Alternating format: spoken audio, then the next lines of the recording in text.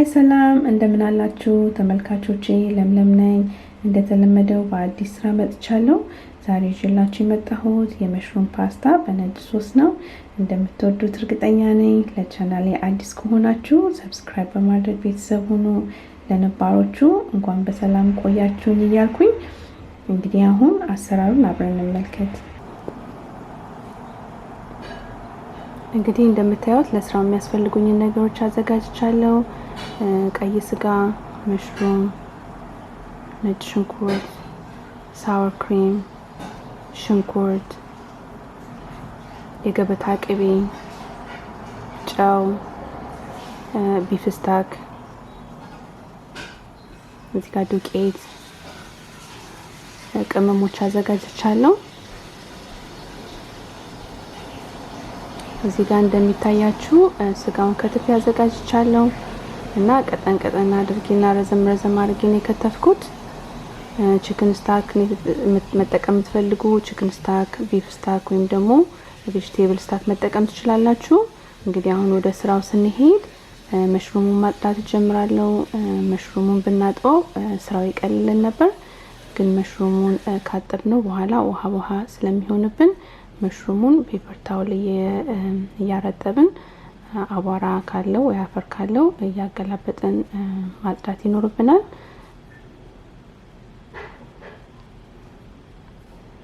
እና መሽሩሙን እንደዚህ አድርጌ ካጸዳሁት በኋላ እንደዚህ አድርጌ ተለቅ አድርጌ ከትፈዋለሁ እኔ ፍጥጥ ሲል ደስ ስለሚለኝ ነው እናንተ ያው አነሳ አድርጋችሁ መክተፍ ትችላላችሁ ከዛ በመቀጠል እዚህ ጋር ባዘጋጀሁት ስጋ መቀመም ጀምራለሁኝ ነጭ ሽንኩርት ዱቄት የስጋ መጥበሻና ቁንዶ በርበሬ ጨምሬያለሁኝ በደንብ አድርጌ ሲዝን አድርገውና እጠብሰዋለሁ ከዚህ ጋር ደግሞ ትንሽዬ ዘይት መጥበሻ ላይ አድርጌያለሁ ዘይቱ መሞቁን ካረጋገጥኩኝ በኋላ ያዘጋጀሁትን ስጋ ጨምሬ ዘረር አድርጌ እጠብሰዋለሁ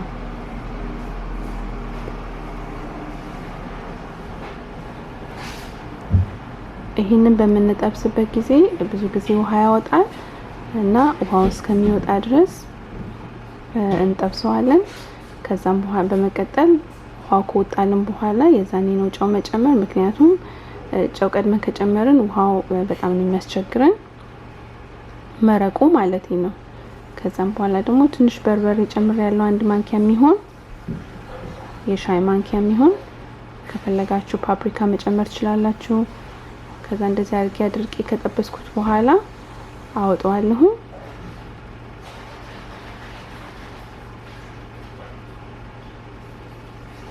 ከዛ በመቀጠል በአንድ አይነት መጥበሻ የገበታ ቅቤ አደርጋለሁ እሱ ትንሽ ካቀለጥኩኝ በኋላ ሽንኩርት ጨምራለሁ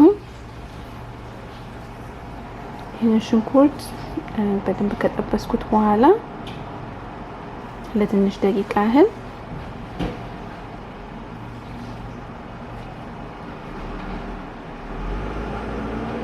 ከትፍ ያዘጋጀሁትን መሽሩም ጨምሬ አብሬ ጠብሰዋለሁ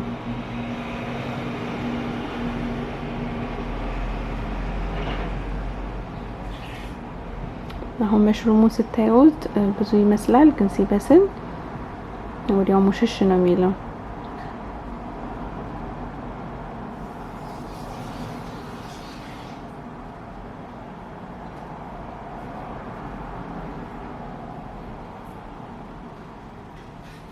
ከዛ ደግሞ መሽሩሙን ሲዝን ለማድረግ ትንሽ ቁንዶ በርበሬና የስጋ መጥበሻ ጨምራለሁ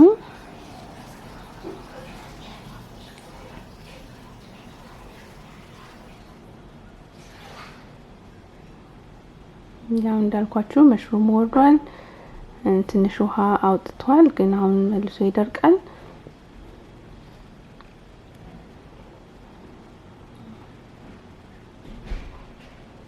ከዛ በመቀጠል ትንሽ የገበታ ቅቤ አደርጋለሁ መጨረሻ ላይ ነበር ማድረግ ያለብኝ ግን ዱቄት ስጨምር እንዳይደርቅብኝ አሁን እጨምራለሁ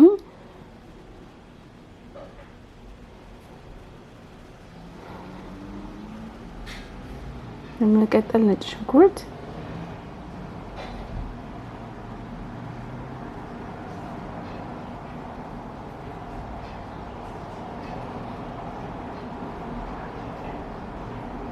ከዛ አንድ 3 ማንኪያ የሻይ ማንኪያ የሚሆን ዱቄት ጨምራለሁኝ። አንድ 2 ደቂቃ ዱቄቱን ካበሰልኩት በኋላ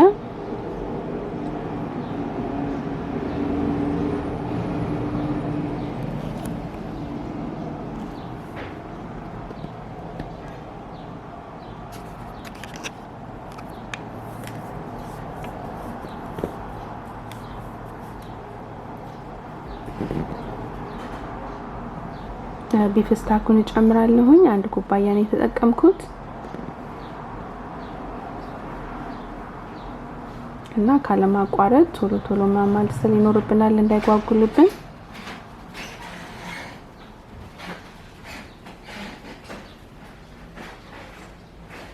እና የበሰለ ሲመጣ መውፈር ይጀምራል። ያው እንግዲህ እንደምታዩት ወፈር ብሏል፣ እንደምፈልገው ነው የሆነው።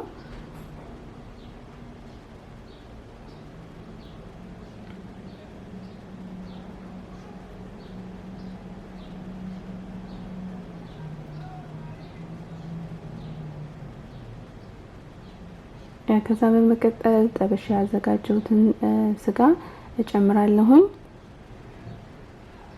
ብዙ ጊዜ በቤቴ ውስጥ በቲማቲምና በበርበሬ ነው የምሰራው የፓስታ ስጎ እና አንዳንዴ ደግሞ ለለውጥ እንደዚህ አድርገን በነጭ ሶስ ብንሰራው ቀላልም ስለሆነ ለለውጥ ጥሩ ነው የሚሆነው።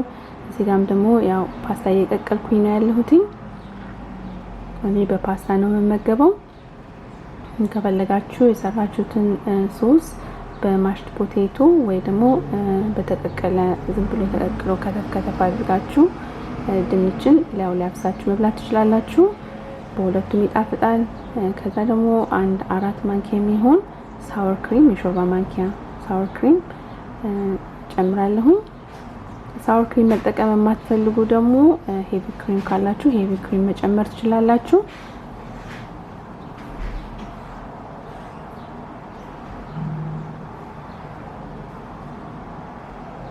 ያው እንደዚህ አድርጋችሁ ተቀላቅሉትና ትንሽ ለትንሽ ደቂቃ ያህል እንዲበስል እንጠብቀዋለን።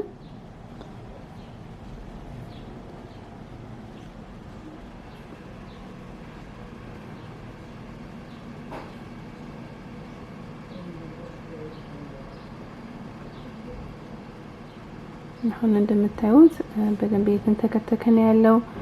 ቆንጆ ሆኖ በስሏል። እና አሁን ፓርስሊን እንጨምርበታለን። ፓርስሊን ደግሞ ጣዕሙን ቆንጆ ያደርገዋል። እንደዚህ አድርጋችሁ ቀለል ባለ መልኩ ብትሰሩት በሰርታችሁ ብትበሉት በጣም ደስ ይለኛል። እና ያው አሁን በፓስታ ነው የምበላው ስላልኳችሁ ያው ፓስታውም ደርሷል። ፓስታው ላይ አደርጋለሁኝ። ያው እንደምታዩት መሽሩሙም ስጋውም ሁሉም ይታያል። በነጭ ሶስ በጣም ነው የሚጣፍጠው። እና ጊዜያችሁን ሰጣችሁኝ አብራችሁን ስለቆያችሁ በጣም ነው ከልቤ የማመሰግነው። በሚቀጥለው እስከምንገናኝ እግዚአብሔር ከእናንተ ጋር ይሁን።